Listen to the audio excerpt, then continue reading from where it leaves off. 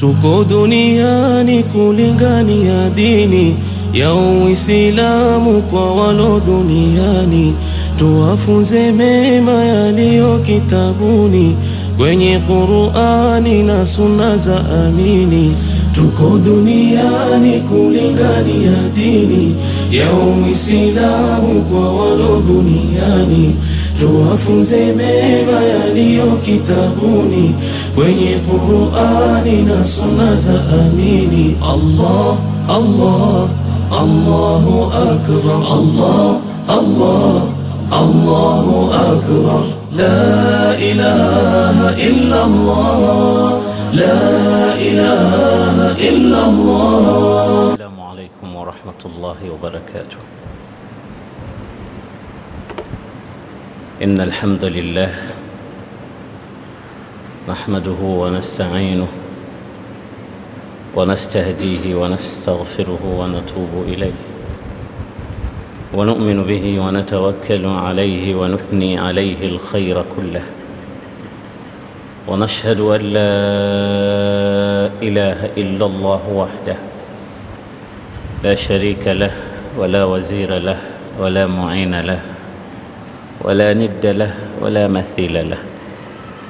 هو الأول بلا بداية وهو الآخر بلا نهاية. لا إله إلا الله وحده لا شريك له، له الملك وله الحمد يحيي ويميت وهو على كل شيء قدير. وأشهد أن سيدنا ونبينا وعظيمنا وحبيبنا ومولانا محمد رسول الله. أشهد بأنه بلغ الرسالة وأدى الأمانة ونصح الأمة ومحى الظلمة وكشف الغمة وجاهد في الله حق جهاده حتى أتاه اليقين.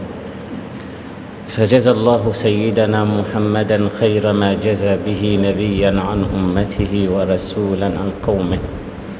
اللهم صل وسلم وبارك على هذا النبي الأمين وعلى آله وأصحابه ذوي الشرف العظيم. بعدكم شكر الله جل جلاله، kumtakia rehma bwana mtume Muhammad sallallahu alayhi wasallam. Natumaini yangu kwamba sote ni wazima na ukhair wa afya, na ikiwa hivyo ndivyo ilivyo, tunapaswa kurudisha shukrani kwa Allah subhanahu wa ta'ala juu ya uzima wetu na afya. Ni wangapi ambao leo wamepambaukiwa lakini hawakuweza kuliona jua kuchwa? Wapo ambao mpaka sasa hivi wengine wako katika shida na dhiki na taabu mbalimbali. Katika kulijua hilo, ni vyema niwakumbushe hadithi ya bwana mtume Muhammad sallallahu alayhi wasallam inayohimiza umuhimu wa mtu kujifunza kuiona kubwa neema ya Mwenyezi Mungu juu yake, kwa sababu mwanadamu ana kawaida ya kuona kila kitu simple, kwamba hivi ndivyo ilivyo basi. Ile ada na kawaida ya mambo anaona ni kitu ambacho ilikuwa ni lazima kiwe vile, na hawezi kuliona jambo ukubwa wake mpaka kwa akili yake yeye. Ndio maana mtu mmoja alipokuwa akitembea alimuona juula, dudu mavi, tunasema sisi Waswahili, lile dudu linalobingirisha uchafu kwa pua yake. Akaliona lile dudu akashangaa, sema sasa na Mungu naye mara nyingine anaonyesha anachoka kuumba, sasa na ili aliliumbia nini? Anamlaumu Mwenyezi Mungu kwamba badala ya kuumba ng'ombe, ngamia, mbuzi, jogoo watu wakala, sasa ni hili dudu aina hili limeumbwa lije lifanye nini hapa duniani kama kazi yake kubingirisha mavi kila wakati?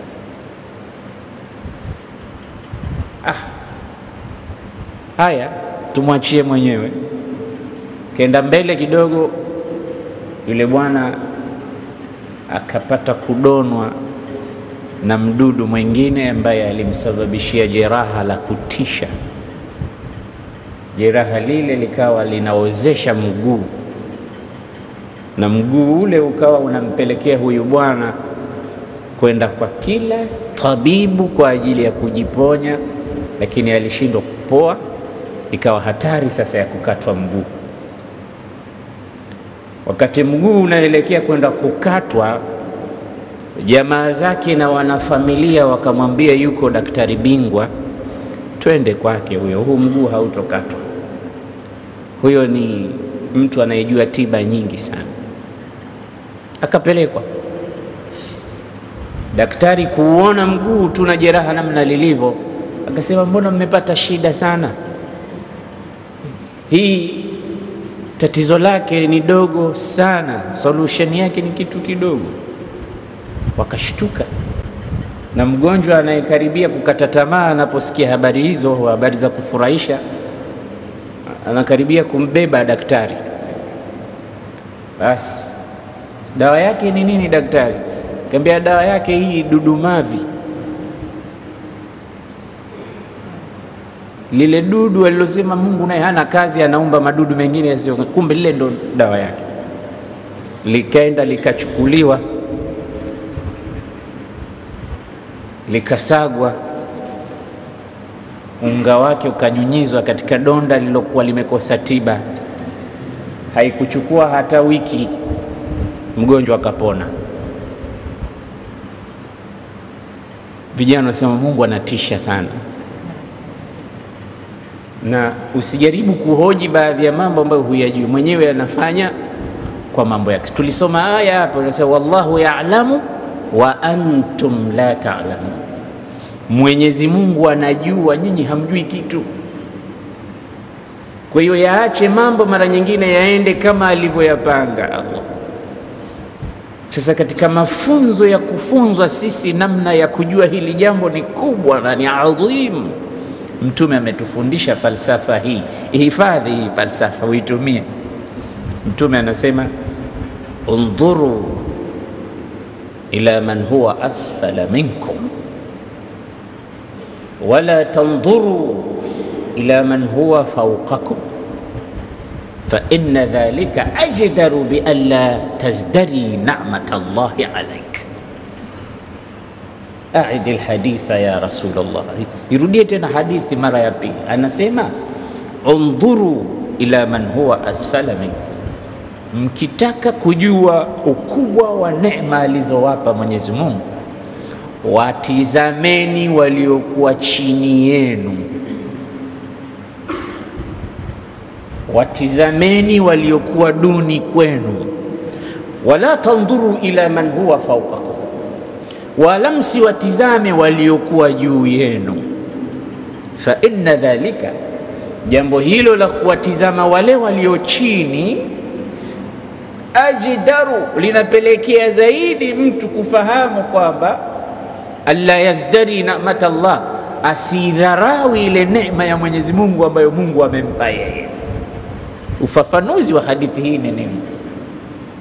Wewe umeamka, kuanzia uamke unasema kichwa kinakuuma, lakini yupo ambaye ameamka amepoteza kabisa nguvu za mwili mzima, ameparalyze. Sasa wewe unayeumwa na kichwa tu na yule ambaye mwili mzima haufanyi kazi, nani aliyepata mtihani mkubwa? Kwa hiyo ukijitizama wewe mwenye kuumwa na kidole au mguu au tumbo, ukamtizama na yule ambaye mwili mzima una matatizo, hapo ndipo utakapojua kwamba Mungu anakupenda na Mungu amekupa jambo kubwa na neema aliyokupa ni kubwa zaidi. Ndio maana ya watizameni walio chini yenu. Wewe unalia kwamba maisha ni magumu, dhiki kubwa, bora ningekufa mimi kuliko kuishi katika hali kama hii. Lakini ukijitizama, unacho kijumba chako, Mungu amekupa watoto, unatafuta, unaenda, hicho kilichokufanya magumu unakitafuta, unakikosa, lakini unarudi nyumbani. Kuna baadhi ya nchi kila siku kunalia mizinga ya bunduki na risasi, hawana hata fursa ya kwenda kukitafuta hicho ambacho unasema maisha ni magumu kwa ajili yake. Yani kila ukitizama katika hii ulimwengu unapata mafunzo kwa watu wengine. Ukitizama kwamba wewe huna viatu vizuri, kuna mtu huo mguu wa kuvalia viatu vizuri yeye hana mwenzako. Wewe angalau una mguu lakini huna viatu. Kuna mwingine hana miguu, hana na viatu pia. Wewe ukisema kwamba huna meno, kuna watu wengine sio kwamba hawana meno tu, Mwenyezi Mungu amewajalia wana matatizo ya akili, wana matatizo ya fahamu, wameathirika, ni watu ambao ni walemavu. Sasa kila ambacho wewe unacho ni kikubwa sana ukikompea na wale ambao hawana. Ndio Mtume falsafa yake akatuambia, undhuru ila man huwa asfala minkum. Katika mambo ya kidunia haya, watizameni walio chini yenu. Fil mali wal khalq, kama ni katika mali na katika maumbile. Wewe ukisema mbona Mungu mimi ameniumba mfupi, yuko mwingine mbilikimo. Wewe ukisema mbona mimi ni mbilikimo mfupi sana, si wa kawaida, yuko mwingine nusu mwanadamu. Amefika hapa tu, miguu hana, ana tumbo tu. Wewe angalau ni mfupi sana, lakini una miguu yako na uko sawa, alhamdulillah, unakwenda unarudi. Watizameni waliokuwa chini yenu, msiwatizame walio juu. Sasa kama kazi yako siku zote ni kusema fulani bwana ana nyumba 5, mimi sina hata moja, au mimi nina moja tu, kila siku utaona unachopewa wewe hakina maana yoyote na Mwenyezi Mungu. Mwenzangu ana watoto 3 sasa wa kike, mimi hata mmoja sijapata. Wewe utaona kwamba kila unachopewa na Mwenyezi Mungu hakina faida yoyote, na mtu huyu siku zote hana ulimi wa shukrani kwa Allah. Kwa hiyo suala la sisi kupambaukiwa leo ni wazima, pamoja na changamoto za maisha mbalimbali, lakini tuseme alhamdulillah. Dunia hii ndiyo inaowafanya watu wanamsahau Mungu wao. Dunia hii ndiyo inayokufanya wewe ukawa na jicho la kuwatizama wale walio juu yako tu, usiwatizame wale walio chini yako. Hilo dunia, tamaa ya dunia, mapenzi ya dunia, kinyang'anyiro cha kuinyang'anyira dunia, kinyang'anyiro, mbio, competition katika suala kila mmoja aipate kiasi gani dunia. Ndio mambo yanayotupelekea sisi tukawa hatukumbuki haya maneno ya dhahabu, ya fedha, ya ghali, lulu hizi alizotumwagia Bwana Mtume sallallahu alaihi wasallam. Dunia tu ndio inayotufanya tufungie macho maneno kama haya. Lakini Mtume hakusita kututahadharisha kuhusu ubaya wa dunia. Hebu tegea masikio hii hadithi ya Mtume. Mtume alikuwa anasema, mal faqru akhsha alaikum, mimi wallahi siogopi kwamba nyinyi mtakuwa mafukara. Kumbe ufukara sio kitu ambacho Mtume alikiogopa sana kwetu. Kuna kitu kingine alikiogopa kwetu Rasulullah, walakin akhsha an tubsata alaikum ad-dunya, nachokiogopa kwenu ni pale wakati dunia itakunjuliwa kwenu, mkaiona nzuri, imepambika, imependeza, sasa mkatekwa na mapenzi ya kuipenda dunia. Hapo ndipo ninapopaogopa mimi. Mtume anasema akhsha an tubsata alaikum ad-dunya, naogopa isiwe itakunjuliwa kwenu nyinyi dunia.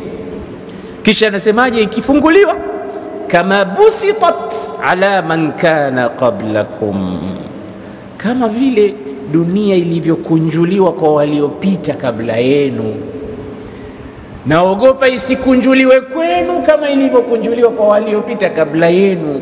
Fatanafasuha kama tanafasuha, waliopita kabla yenu, ilipokunjuliwa dunia kwao, walianza competition na kinyang'anyiro cha kunyang'anyira dunia kama walivyoshindana, ikawaangamiza hiyo dunia walioshindana kwa ajili yake. Sasa naogopa nanyi ikija ikikunjuliwa, mtanyang'anyira, itawaangamiza kama ilivyowaangamiza waliopita kabla yao. Ni somo zito sana kutoka kwa mtukufu wa daraja Bwana Mtume Muhammad. Ujumbe ulifika kwa Mtume sallallahu alaihi wasallam kwenda kumtembelea, na ujumbe ulikuwa ukiongozwa na Abdullah ibn Mas'ud. Na Abdullah ibn Mas'ud ni aqlun azim, mwenyewe anasema ma min ayatin fil Qur'ani nazalat illa wa ana a'lamu aina nazalat wa fima nazalat wa ala ma nazalat, madaniyatun kanat am makkiyah. Abdullah ibn Mas'ud anasema hakuna aya yoyote katika Qur'ani iliyoshuka ila naitambua kama ilishuka usiku au mchana, ninaijua ilishuka Maka au Madina, ninaijua na ninajua sababu ya kushuka kwake na malengo yake.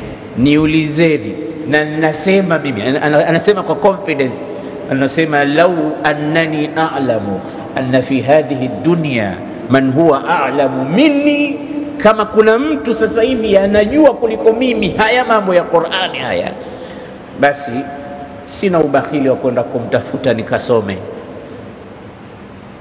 Kuna mwanachuoni aina hiyo anafahamu kile kitu. Huyu alimzuru Mtume sallallahu alaihi wasallam katika nyumba yake, anasema faraainahu wa qad nama ala hasirin. Tulipofika nyumbani kwa Mtume tulimuona amelala Mtume katika kijamvi. Hasir ni mkeka. Mtume analala wapi? Kwenye mkeka. Ebu mgeni amekuja kwako wewe leo, alafu wakati wa kulala mpelekee mkeka. Bwana ametudharau, bwana ni bakhili, ana roho mbaya. Mtume wako alikuwa analalia mkeka, na yeye ni kiumbe mtukufu, maanake ashrafu khalqillah, mtukufu wa viumbwa wa Mwenyezi Mungu wote ni Mtume Muhammad. Mtume alikuwa anapanda ngamia, anapanda farasi, anapanda punda, ana ride punda Rasulullah. Mtume alikuwa anatia viraka nguo. Wewe kama kiatu kanda mbili kishakatika unatupa jeani, nguo ikichanika huivai tena. Mtume alikuwa anatia kiraka nguo, anaivaa tena. Yakhsifu na'lahu yarka'u thawbahu yarkabu himara wa baghla. Mtume huyo, haya ni mafunzo makubwa sana kutoka kwa mtukufu wa daraja. Wanasema faraainahu nama ala hasirin, tukamwona amelala katika kijamvi mkeka. Falamma qama, Abdullah bin Mas'ud anatoa habari za siri za mambo makubwa. Bedroom ya Mtume sallallahu alaihi wasallam, nyumbani kwa Mtume alipolala Mtume. Falamma qama, aliponyanyuka Mtume sallallahu alaihi wasallam, raaina anna hasiran qad athara ala jambayhi, tukakuta katika ubavu wake kile kijamvi, ule mkeka umepiga chapa, umeacha alama. Unaona mkeka wenyewe ulikuwa mgumu, unaweza ukalala hapa kwenye carpet usiwe na chochote kwa sababu carpet yenyewe kidogo, lakini mkeka unaacha ule mkeka unaona kama umeganda katika mwili wa bwana Mtume sallallahu alaihi wasallam. Basi anasema faraaina, tukaona kad athara ala jambai, imepigwa chapa katika mwili wake. Baadhi yao wakahuzunika sana kuiona ile hali, wanaisikitikia hali ile. Kuna watu wanalalia mito, magodoro, sofa, vitandiko vilivyokuwa vya ghali vizuri kabisa, na wakati huo sio kwamba kulikuwa hakuna matandiko, hakuna magodoro wala mito, ilikuwepo. Wakasikitika waliomtembelea Mtume.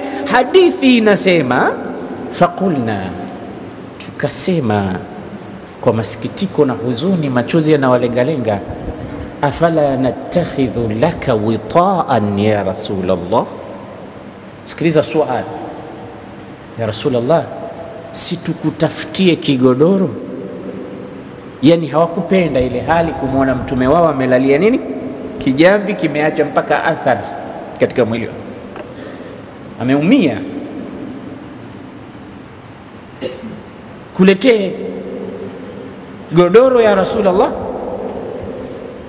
nikuletee tandiko ambalo utalala usingizi mzuri kabisa.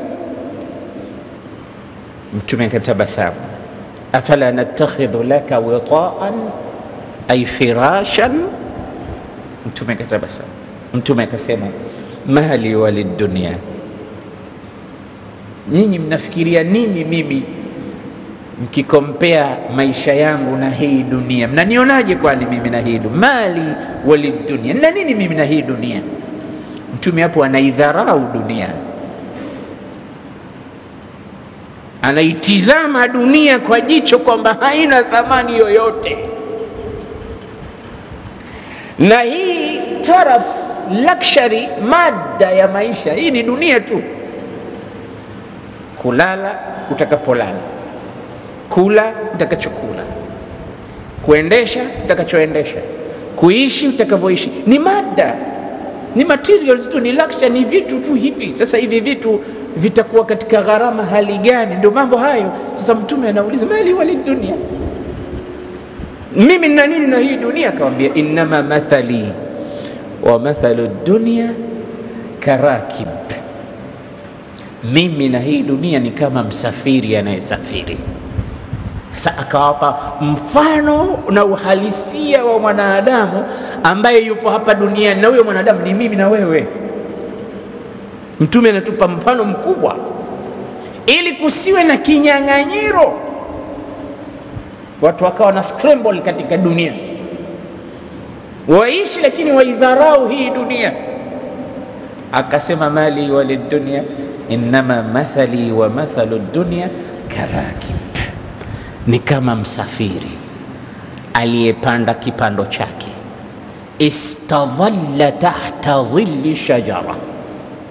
Msafiri huyu alipoona kwamba amepanda kipando chake, jua limekuwa kali, akaona mbele pale kuna kivuli kizuri cha mti.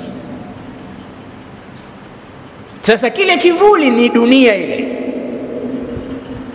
na huyu mwenye kupanda, huyu farasi, ndio mwanadamu, mimi na wewe tulio duniani, tuliopelekwa na Mwenyezi Mungu katika maisha. Sasa ile dunia ambao ni kile kivuli pale, unapelekwa.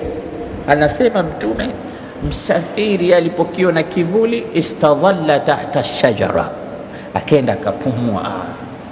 Lakini pale anapumua kwa muda, hasemi kwamba safari yangu tayari imekoma hapa. Mantiki ya maisha yetu sisi hapa ulimwenguni, tunasema hapa tumefika.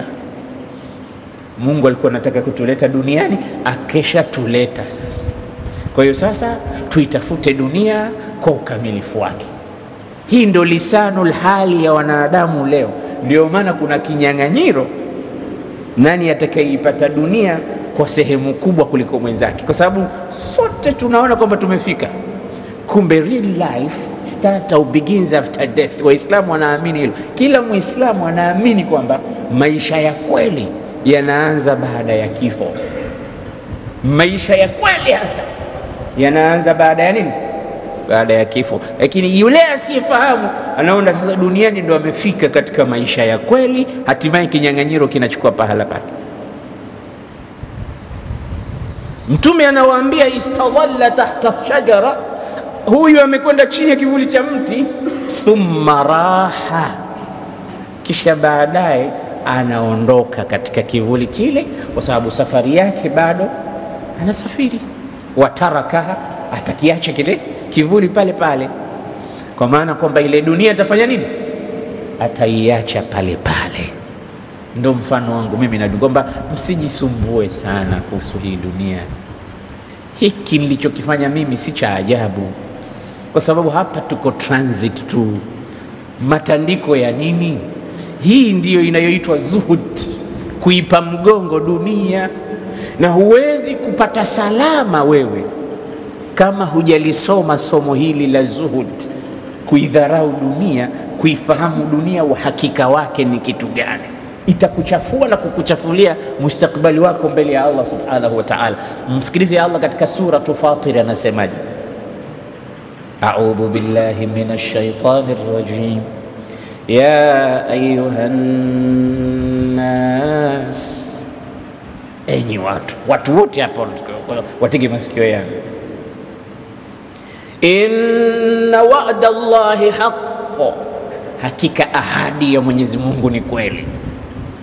Fala taghurrannakumul hayatud dunya wala yaghurrannakum billahil gharur.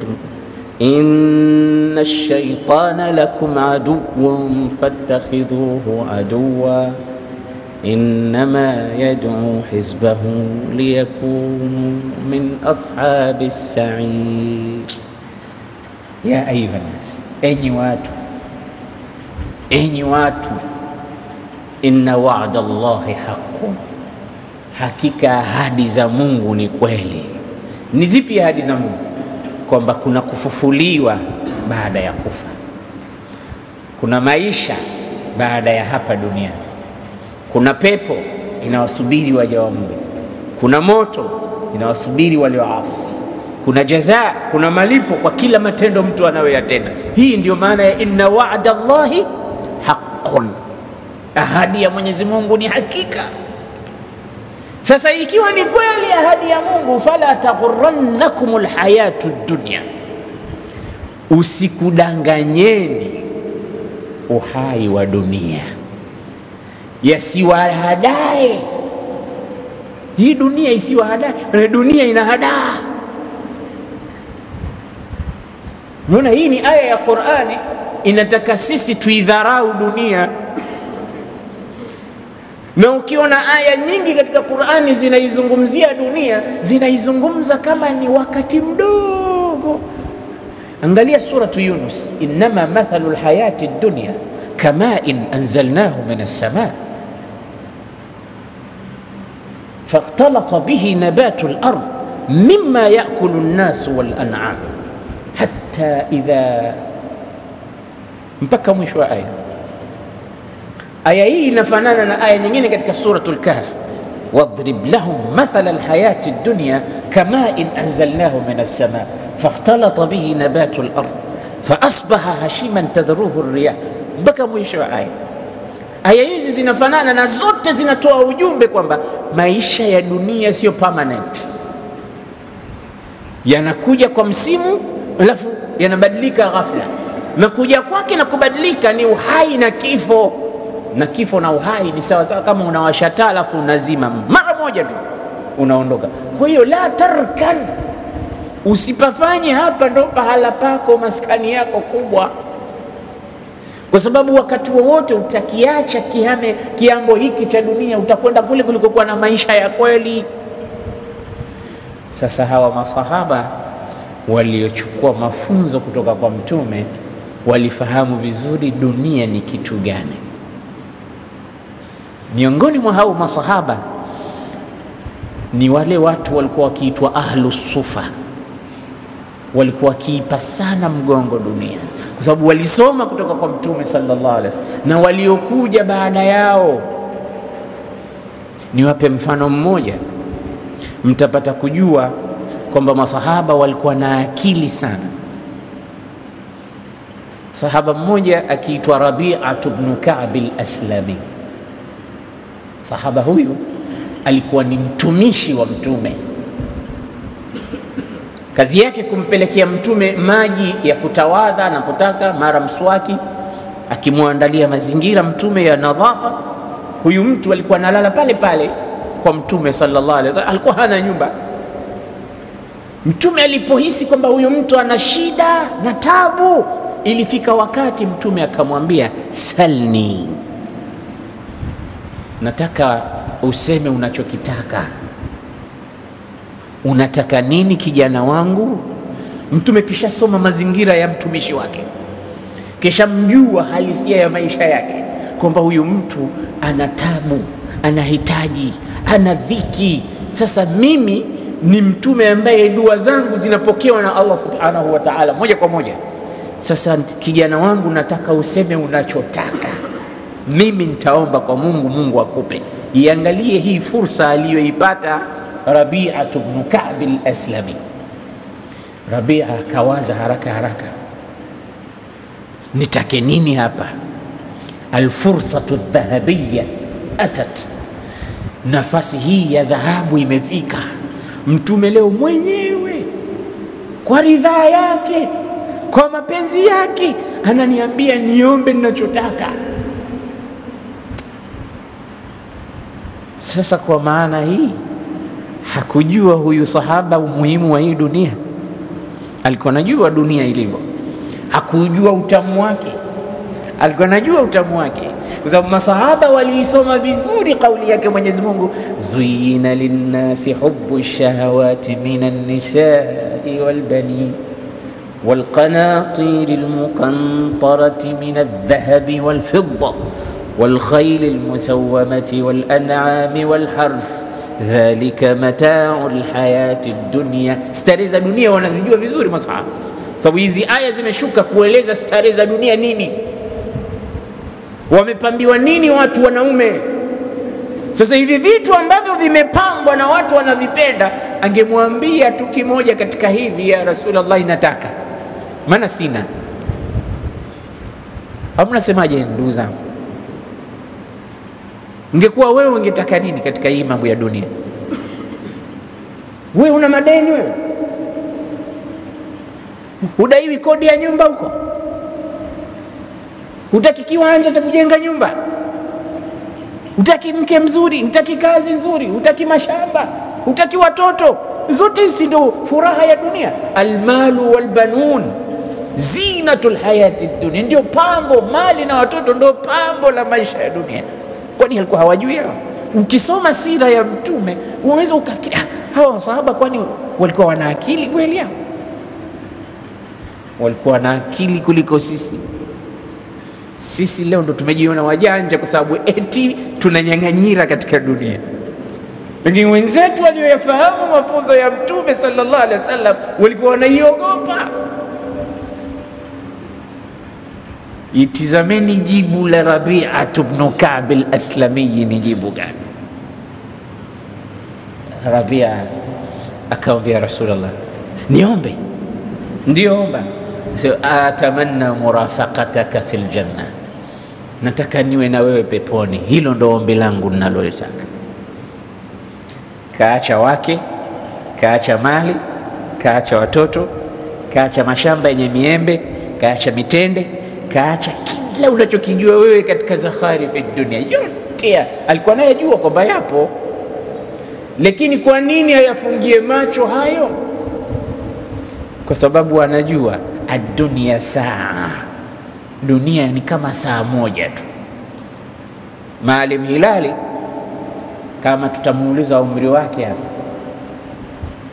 amefika zaidi ya, amepita 60, ana zaidi ya 70. Sasa tukimwambia hebu tutolee historia yako,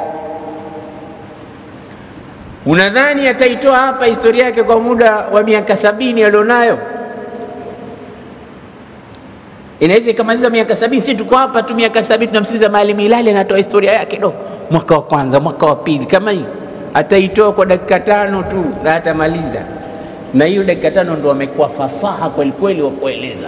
Nilizaliwa mwaka fulani, nikaanza kusoma mwaka fulani, nikaanza kusomesha mwaka fulani, mwaka jana nimestaafu na sasa hivi nasubiri kufa. Atasema hivyo. Basi hivi ndivyo maisha ya dunia yalivyo, na waliokuwepo utafikiri kama hawakuwepo. Kwani hawa hawakujua umuhimu wa hii dunia? Kwa nini unanyang'anyira? Fala taghurrannakumul hayatud dunya.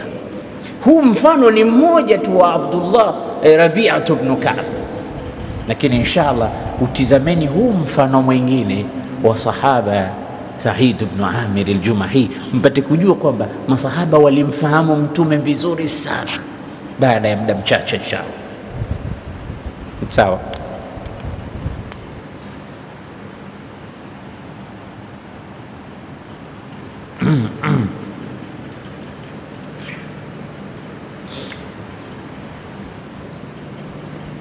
Siku moja katika maisha ya Syria, magavana waliotumwa katika miji ya Syria, alikuwepo mmoja akiitwa Said ibn Amir al-Jumahi. Alikuwa gavana katika mji unaitwa Hims. Wanauita Homs leo, imevurugwa miji yote hii. Halab wanaita Aleppo. Utasikia miji hii inatajwa kule Syria. Sisi tunaita Halab na Hims. Sasa gavana wa Hims alikuwa kiitwa Said ibn Amir al-Jumahi, na magavana wa Umar ibn al-Khattab waangalieni namna walivyokuwa. Na Umar ibn al-Khattab, nikiitaja historia ndugu zangu, sio mtawala wa kawaida. Furs na Rum zilikuwa dola zenye nguvu sana, na zote hizi aliyezidondosha ni Umar ibn al-Khattab. Nazungumza kwamba wakati huo dola zilizokuwa zikiongozwa na Umar ibn al-Khattab, au utawala wake ulikuwa very rich. Watu walikuwa wameneemeka, watu walikuwa wamenali saada, ulimwengu wote ulikuwa sasa una amani. Said ibn Amir al-Jumahi kapelekwa Syria, yeye ndo governor. Sasa kilichotokea kule kikubwa, kina mafunzo makubwa sana kwetu sisi wanyang'anyiraji wa dunia. Alifika pahali huyu bwana governor, ikapelekwa report kwa Umar ibn Khattab, yani kiongozi wake mkuu kama national government. Sasa serikali ya kitaifa inapelekewa habari, huku local government yake moja inakuwa ina matatizo, kiongozi wa governor wake kapelekwa habari. Matatizo alikuwa nayo, kwanza ukifika usiku hamuitikii mtu yoyote wala hashughulikii raia wake. Akifika usiku yeye anashughulika mchana tu. Sasa kiongozi wa aina gani huyo? Tubadilishie. Swala la pili, kuna wakati huyu siku moja katika wiki hatumuoni kabisa, anapotea. Sisi hatujui anapotelea wapi. Kwa hiyo tunajiandaa wiki, siku moja tuna mazingira kwamba kiongozi atakuwa hayupo na hatujui yuko wapi. Kisha kuna jambo lingine, huyu bwana hufika pahali ghafla tukamwona anadondoka, anapapatika, hatujui anaumwa nini. Kwa hiyo gavana wako ana matatizo matatu, muulize ukija siku ukija, au kama utamwita huko atoe tafsiri ya haya mambo matatu. Kwa nini anadondoka bila sisi kujua ana nini? Kama mgonjwa utajua na mwenye, kama utampunga huko au utamfanya tiba yote. Lakini sisi tunataka gavana ambaye yuko na umbali wa matatizo haya. Umar ibn Khattab akafanya safari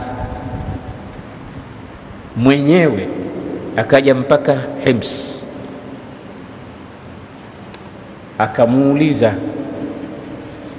una nini wewe, watu wako wanakushtaki?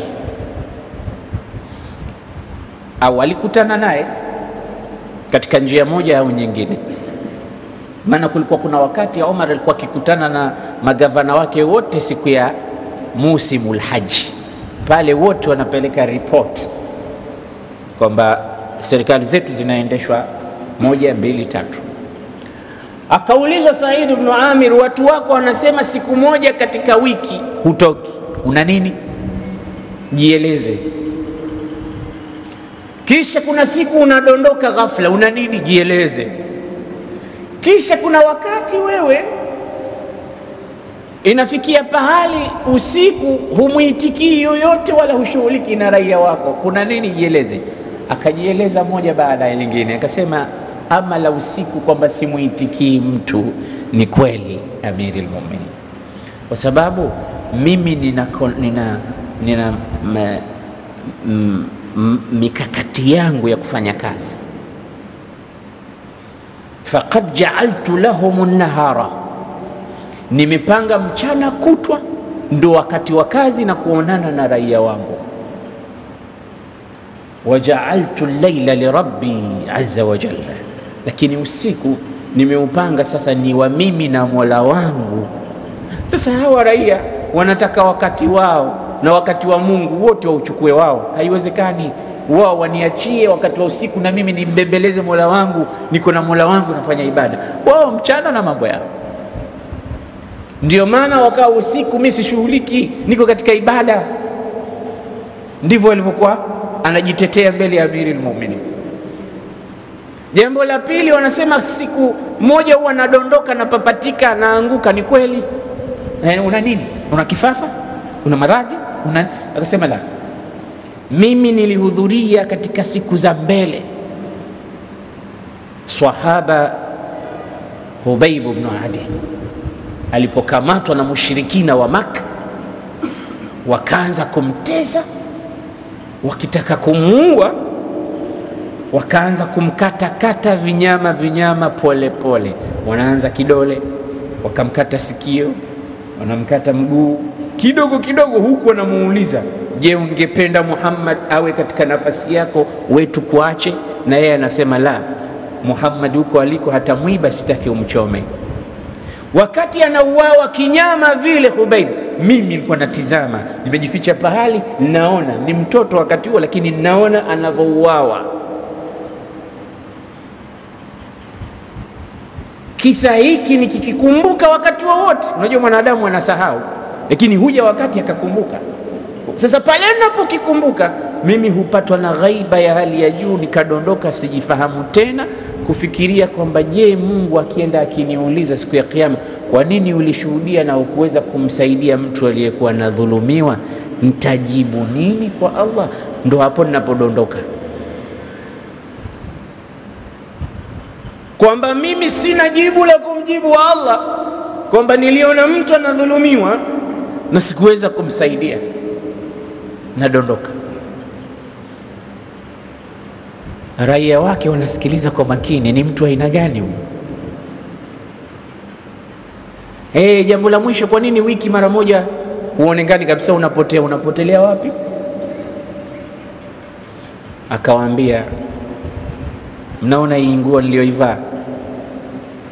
Akamwambia ndio, hii nguo ni hii nilokuwa nayo, sina nyingine, ndio moja tu, na huwa naifua kila wiki. Kwa hiyo siku mkiniona nimeifua huwa sina na nguo ya kutokea, kwa hiyo inabidi nisubiri siku hiyo, naweza nikamaliza siku kutwa hamnioni, ndio nguo yangu ni hii moja tu. Gavana ana nguo moja. Sasa ukisoma na kuwasomea watu wanaonyang'anyira dunia visa hivi, wana watu wako out of order, akili zao hazifanyi kazi. Hawa watu hawako sawa. Yani nafasi ya kuchota unayo, alafu uchote eti unasema unaiogopa dunia. Huyu mtu alikuwa anajua anachokifanya. Sasa kinachoshangaza zaidi sio hili lilozungumzwa hapa.